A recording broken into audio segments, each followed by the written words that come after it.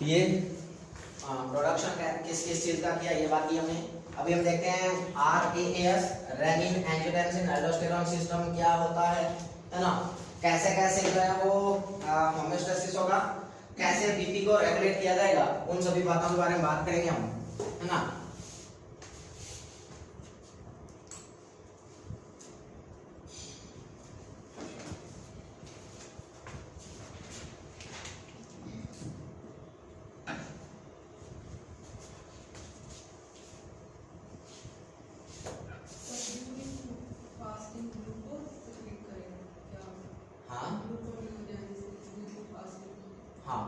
Glucose signal निकलेगा, glucose का formation करवाएगा जो है नॉन कार्बोहाइड्रेट सब्सटेंस से।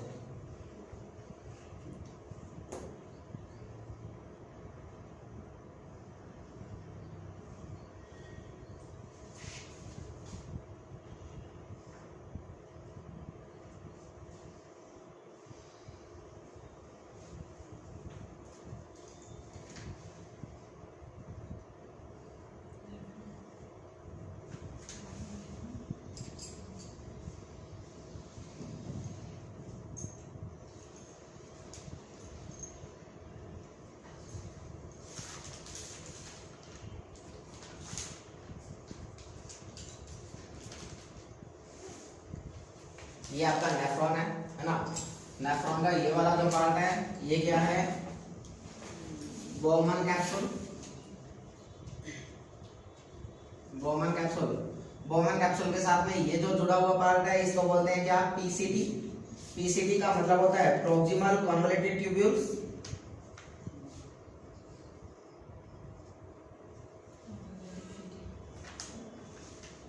उसके बाद ये वाला पार्ट जो थोड़ा नीचे की तरफ जा रहा है, डाउन की तरफ, इसको बोला जाएगा क्या, descending loop of Henle.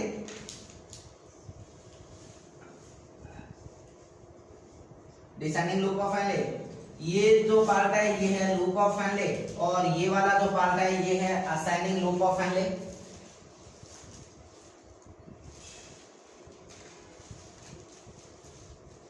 Ascending loop of Henle. उसके बाद ये वाला जो पार्ट इसको बोलोगे DCT. DCT distal convoluted tubule. उसके बाद जो है यहां आगे क्या जाएगा, लास्ट में कलेक्टिंग डक्ट, है ना। अब ये जो आपका बोमन कैप्सूल होता है यहां पे क्या होगा, एक तरफ से तो आएगा कौन, एफरेंट आर्टेरियोल जो ब्लड लेके आएगा,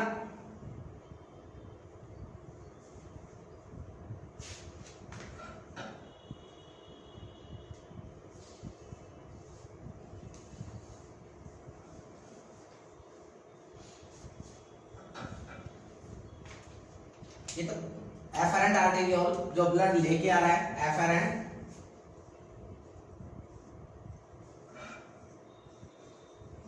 एफरेंट आर्टेरियोल। दूसरी साइड से ब्लड जो लेके जाएगा, यहां से जो ब्लड को लेके जाएगा वो आपका है इफेरेंट आर्टेरियोल।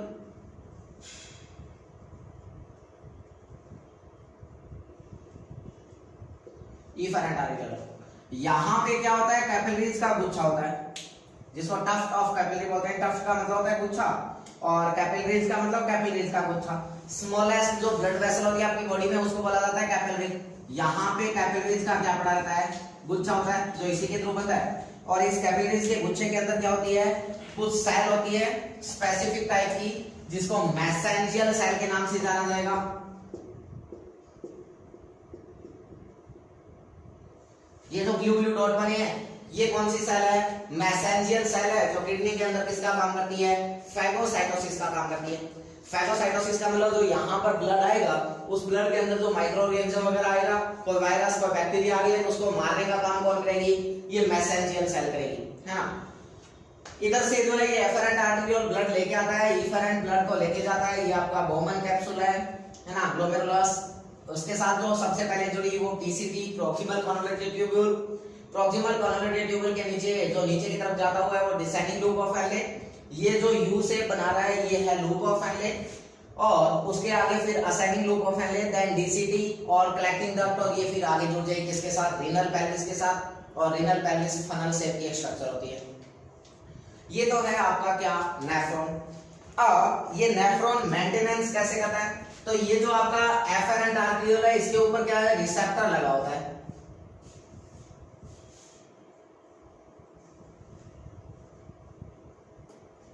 इसके ऊपर एक क्या होता है स्पेसिफिक टाइप का रिसेप्टर लगा रहता है जो क्या करता रहता है कंटिन्यूअसली इसके अंदर क्या करेगा प्रेशर को मॉनिटर करता रहेगा, कहीं इस एफेरेंट आर्टरियोल में प्रेशर कम तो नहीं हो गया। इसको बोला जाता है क्या बैरो रिसेप्टर। कौन सा रिसेप्टर बैरो रिसेप्टर। ये कौन सा रिसेप्टर है बैरो रिसेप्टर। उसके बाद ये जो दूसरा नीचे की तरफ इधर ये जो आपकी डीसीटी है इसके ऊपर भी क्या होता है रिसेप्टर होते हैं। इसके ऊपर भी क्या होता है रिसेप्टर होता है। इसके ऊपर भी, और इसको बोला जाता है क्या मैकेनो रिसेप्टर।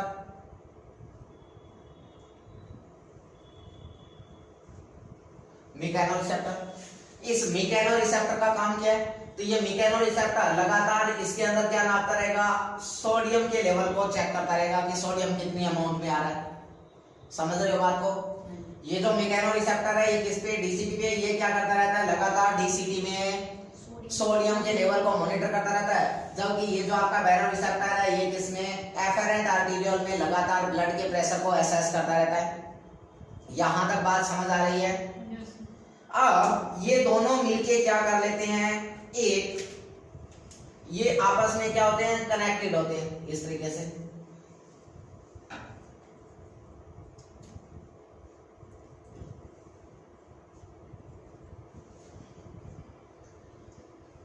इस तरीके से,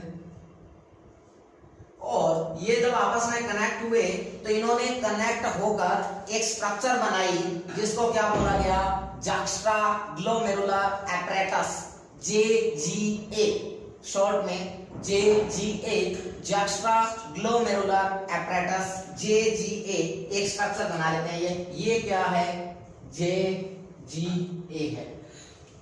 बात समझ पा रहे हो? ठीक है।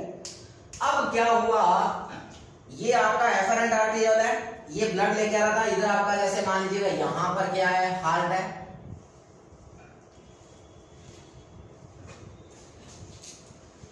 अब आपकी बॉडी में वॉल्यूम क्या हुआ कम हुआ, और वॉल्यूम जब कम हुआ तो हार्ट के पास वॉल्यूम वापस जो जाएगा वो कम जाएगा, और वापस जब कम जाएगा तो हार्ट वापस निकालेगा भी कम, और हार्ट से जब वॉल्यूम कम निकलेगा तो इस एफरेंट आर्टरियोल तक भी तो क्या कम ही पहुंचेगा कि नहीं।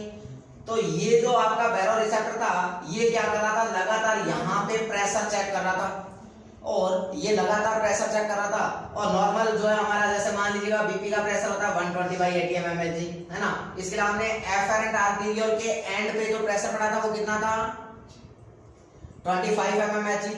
तो जो ये एफरेंट आर्टरियोल है इसके अंदर 25 से 30 mmHg का प्रेशर था लगभग।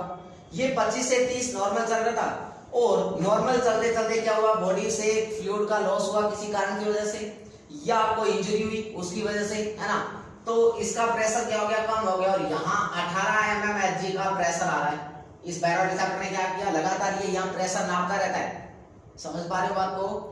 यहाँ क्या हुआ प्रेशर आना कम हुआ, और जैसे प्रेशर आना कम हुआ ये बैरो रिसेप्टर एक्टिवेट हुआ, और ये बैरो रिसेप्टर एक्टिवेट होके इसने तुरंत क्या किया देखा कि यहाँ पे तो प्रेशर कम आ रहा है, यानी कि बॉडी के अंदर वॉल्यूम की कमी हो गई है। और जैसे ही यहाँ प्रेशर कम हुआ इसने क्या कर दिया यहाँ पर रेनिन रिलीज कर दिया। क्या कर दिया रेनिन रिलीज कर दिया। अब इस ब्लड के अंदर क्या पहुंच गया रेनिन पहुंच गया, और रेनिन जो है आगे हम पढ़ेंगे। पहले तो हम पढ़ रहे हैं कि रेनिन आता कहां से ये बात पढ़ रहे हैं हम, क्योंकि हमें पता होना चाहिए कि रेनिन कहां से आ रहा है। क्योंकि अगर हम डायरेक्ट पढ़ेंगे कि रेनिन जाके ये करता है वो करता है तो कहानी हमें समझ नहीं आएगी। तो पहले ये पता होना चाहिए कि रेनिन कहां से आ रहा है। तो क्या हुआ जैसे ही आपके एफरेंट आर्टरियोल में प्रेशर कम हुआ, प्रेशर को नापने के लिए वहां लगा हुआ था कौन आपका बैरो रिसेप्टर। बैरो रिसेप्टर ने तुरंत रिस्पॉन्ड किया और वहां क्या रिलीज कर दिया रेनिन रिलीज कर दिया। अब ये ब्लड जो है ये कहाँ पहुंचा, यहाँ कैपिलरीज में, और इसके अंदर कौन है, रेनिन है, और ये छना यहाँ से, और यहाँ से होते हुए कहाँ पहुंचा, ये यहाँ पर पहुंचा डीसीटी में। अब डीसीटी ने नापा और डीसीटी ने चेक किया तो डीसीटी के पास सोडियम का लेवल कम आ गया।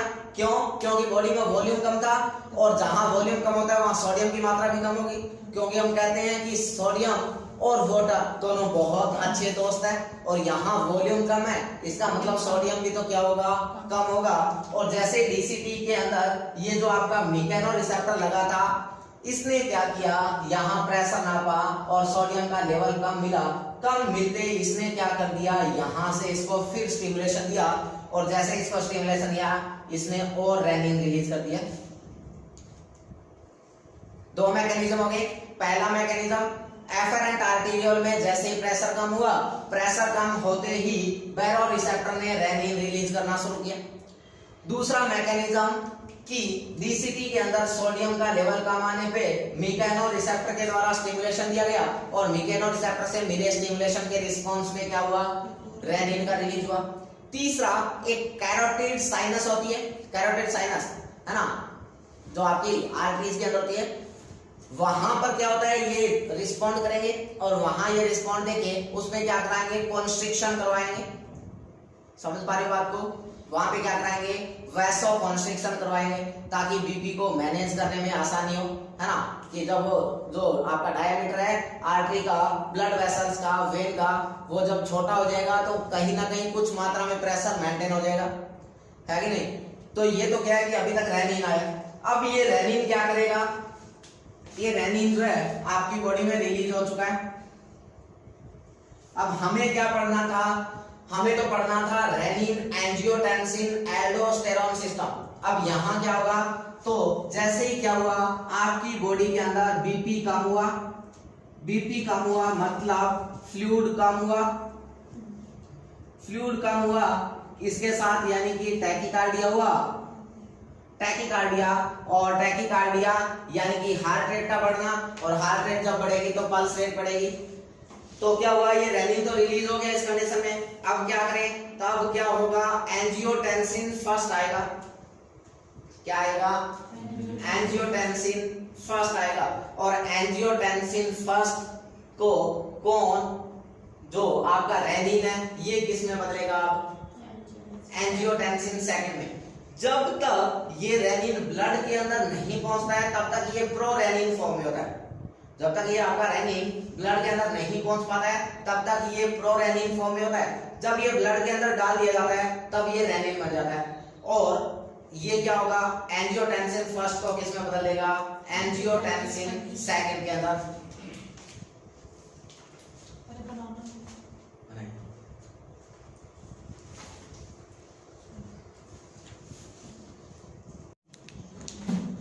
अब यहां से क्या हो गया, रेनिन रिलीज हो गया। अब ये तो हमें पता चल गया कि रेनिन कहां से आता है, तो रेनिन कहां से आता है, आपके जेजीए से आ रहा है ना, ये जेजीए से आ रहा है रेनिन, है ना, आ रहा है कि नहीं। तब आगे जब रेनिन की बात होगी तो मैं डायरेक्ट उस मैकेनिज्म में लिखूंगा कि रेनिन रिलीज होगा जेजीए से, तो आपको समझ में आना चाहिए कि जेजीए कौन है, इसलिए मैंने ये पूरा बताया अभी, ठीक है। अब देखते हैं हम रेनिन, एंजियोटेंसिन, एल्डोस्टेरोन सिस्टम क्या है।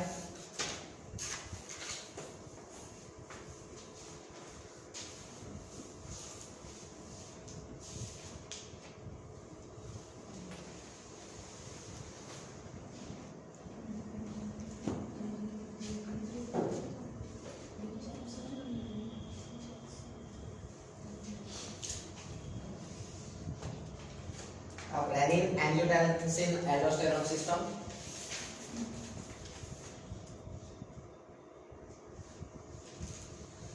अब क्या होगा, जो सर्कुलेटिंग ब्लड है, ये सर्कुलेटिंग ब्लड किसके पास पहुंचेगा, आपका लीवर, किसके पास, लीवर। और लीवर क्या है, लार्जेस्ट इंटरनल ऑर्गन आपकी बॉडी का, है ना, लार्जेस्ट इंटरनल ऑर्गन बोलो, लार्जेस्ट इंटरनल ग्लैंड बोलो, आपकी बॉडी की कौन है, लीवर। इस सर्कुलेटिंग ब्लड जो है वो सारा का सारा कहां पहुंचेगा, लीवर के पास पहुंचेगा। और बॉडी में वॉल्यूम कम है तो लीवर को भी परफ्यूजरी जो वॉल्यूम होगी, जो परफ्यूजन होगा वॉल्यूम का, वो कम मात्रा में होगा, है ना। तो ये लीवर क्या करेगा, यहां से एंजियोटेंसिनोजन रिलीज करेगा। क्या करेगा, एंजियोटेंसिनोजन। कौन? आपका लिवर क्या रिलीज करेगा? एंजियोटेंसिनोजन। ये क्या है? एक एंजाइम है। कौन? एंजियोटेंसिनोजन।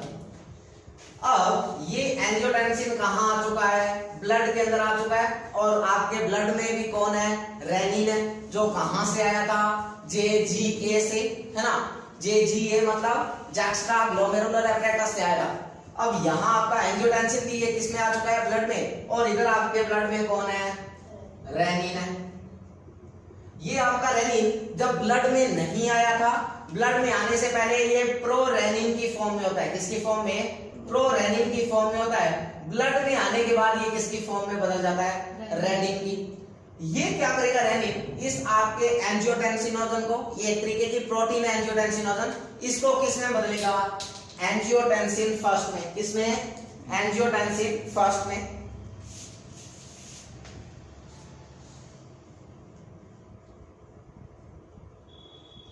एंजियोटेंसिन फर्स्ट के अंदर। अब ये आपका एंजियोटेंसिन फर्स्ट भी किसमें है? ब्लड के अंदर है। और ये ब्लड में से सर्कुलेट करता हुआ कहां पहुंचेगा? लंग्स के अंदर। कहां पहुंचेगा? आपका जो सर्कुलेटिंग ब्लड है, जो ब्लड सर्कुलेट कर रहा है, अब उस ब्लड के अंदर ये है ना। और ये ब्लड आपका कहां जाता है? हार्ट में। बॉडी से आएगा जैसे, तो बॉडी से जैसे मान इस राइट एट्रियम में आया। अब राइट एट्रियम से किसमें भेज दिया गया इसको? राइट वेंट्रिकल में। और राइट वेंट्रिकल से कौन निकलती है? आपकी पल्मोनरी आर्टरी। और पल्मोनरी आर्टरी किसको सप्लाई करती है? लंग्स को। तो ये यहां से होते हुए कहां पहुंच जाएगा? लंग्स में गया कि नहीं गया? और लंग्स में जो लंग्स की कैपिलरीज है, जो आपकी लंग्स की कैपिलरीज है, ये क्या रिलीज करेगी यहां से? जब ये लंग्स में जाएगा तो आपकी जो लंग्स की कैपिलरीज है, लंग्स कैपिलरीज, ये क्या रिलीज करेगी यहां से? ACE। ACE क्या होता है? ACE angiotensin converting enzyme. क्या? Angiotensin converting enzyme. कहां से? लंग्स से। यहां क्या आ गया है? एंजियोटेंसिन। ये ब्लड कहां पहुंचा? लंग्स में। और यहां क्या रिलीज हो गया? एंजियोटेंसिन कन्वर्टिंग एंजाइम, जिसको शॉर्ट में ACE बोलते हैं। कहां से आया ये?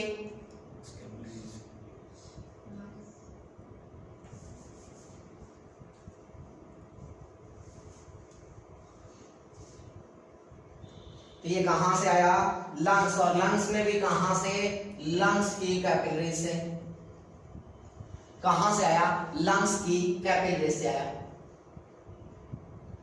अब ये एंजियोटेंसिन कन्वर्टिंग एंजाइम ACE ये क्या करेगा? इस एंजियोटेंसिन फर्स्ट को किस में बदल देगा? एंजियोटेंसिन सेकंड में बदल देगा।